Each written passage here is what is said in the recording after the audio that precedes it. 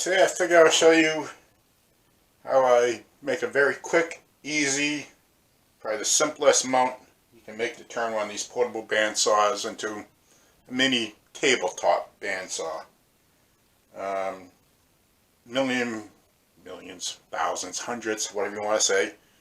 People do it on YouTube all the time. You see everybody using it, bench mounted, because these saws, for the money, you can't beat them. They cut metal great. And this is the good old Harbor Freight Bauer. Like I say, wait for the right coupon, the right sale, blah blah blah. You can get these. I paid $74.95, and then a 2-pack of blades, whatever it was, 12-13 bucks, with tax and everything under $100. You can always get the extended service plan and make a year or two warranty, but I take the chance, and we all know the warranty deals. But this is about how to mount this so you can use it as a tabletop setup. So what I do is, of course, you have the saw, then I have one of the clamp benches, most popular, the Black & Decker ones. This is a cheap clone. I think it might even be a Harbor Freight one, don't know. And I have another one that's been in use right now, but this one's available, so I use it and get a piece of wood. Take your pick. I like this 2x4. It's a little more sturdier. I used this, I think it's a 1x3 too. You know, depends what you're doing, but I'll do the 2x4. And let's get back here. I'm trying a new camera mount, thanks to I don't know how to pronounce it, so sorry if I mess up. Tony on YouTube. He showed me how to use a microphone stand, a boom stand, for a camera mount, and then I got another flexible one that maybe once the video's over I'll take the camera off and show you, but this one's mounted to a shelf and it's spring loaded with some arms that can swing, it can move, and it's, you know, no hands, it stays pretty steady. So I do some modifications on it. Probably look for a little better quality one that can handle a little more weight. This camera's a little heavy for it, but it's working, so I'm going to go with it. So you need your saw, and this will work with the Bauers, the Milwaukees and everything. You have to, you know, it's how you mount it, so where you can put something to mount. A lot of people mount, you know, the easiest places on the heads. You make a bracket, 4 bolts there, there's 4 bolts here, and there's 4 bolts in the back. You know, the handle, you see some people make a, you know, out of aluminum or wood, they'll make a mount where this goes because there's screws on the outside, but it comes very close to the blades here, so it's pretty tough to make it quick and easy. So I looked at this. I was going to make a bracket up to go off these bolts on the outside, 2 up top, and connect a piece of wood there, but then these 2 bolts that hold the rear guide, you know, protective sleeve for the blade, there's 2 bolts there.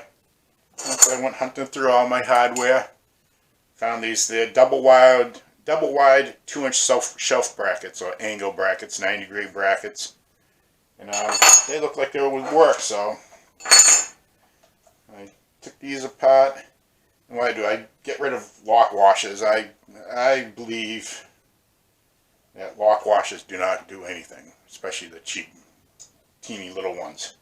So what I do is good old blue Loctite, and I just Loctite everything. If you're worried about anything vibrating loose, what I do is I take out the squeezy end that always plugs up, and you tip it upside down, and inside the tube it's like a little reservoir. You tip the screw in, and it puts on the perfect amount.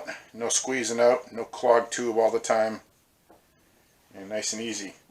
So you take off the little lock washer that comes with it. I still keep the regular flat washer, and there's still plenty of meat on the factory screw, plenty long, and just screw back in there. And at first I was concerned about the corner of the bracket being too close to the wheel, but it clears it. I was just going to round it off, but once I did a trial run, and I've used it already, and it clears Clearance is clearance, doesn't matter how much or how little. I don't over snug them down because you don't want to, it's aluminum housing, so you don't want to strip the threads out. So that's why I use the Loctite. You snug them down. And these, I think, you know, I'm going to just leave these on here. I don't think you have to take these off.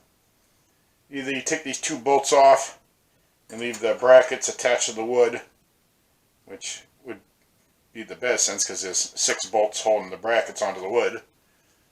But then you take the chance of stripping out these holes if you're taking it off and on and off a lot.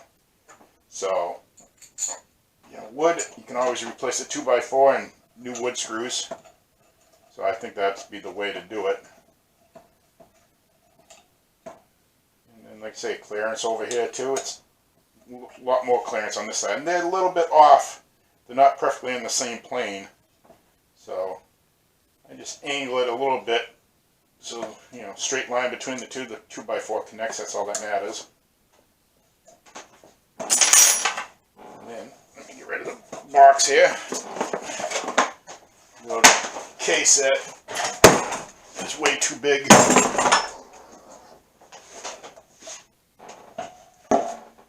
And you get your 2x4 and you just, you know, whatever screws you use, just little 1 5/8 drywall screws. So I've had this together once already, well, apart. And so I could just show you the way here, but line it up however you want. You put a slight angle on it, you know, tilt it either way.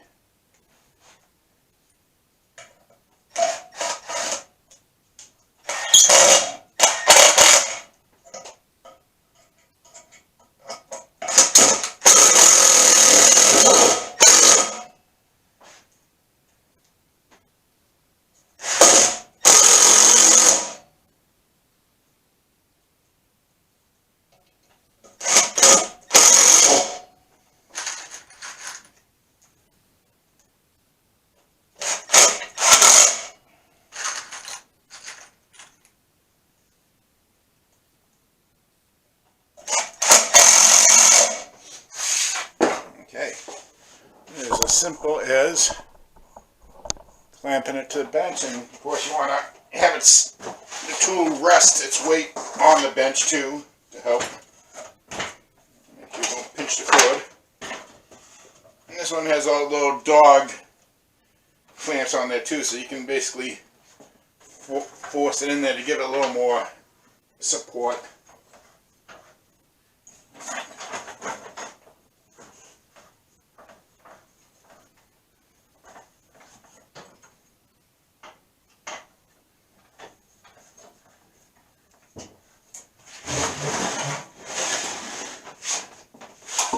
That's it.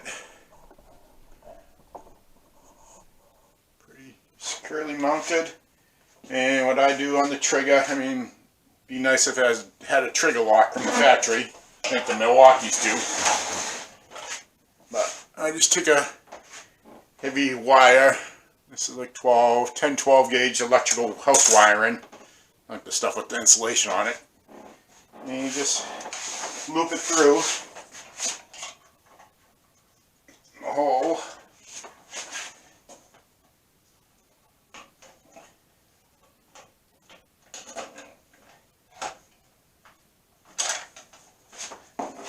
Go around to the other side. Find another hole that's in the same general angle. And all you do is you pull down the wire and pull it up, and it holds the trigger down. And when you're done with it, you can just flick it off. And sometimes it works its way loose, but if it does, when you put it back up there, you get a better angle on the wire. Then you do is just squish the wire together, both sides.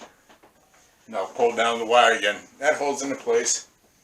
Say, and then it's quick and easy just to flick off to release the trigger.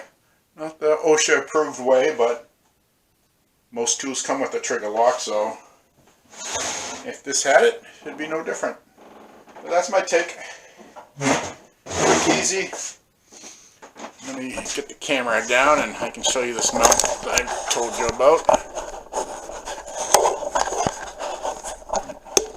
Release.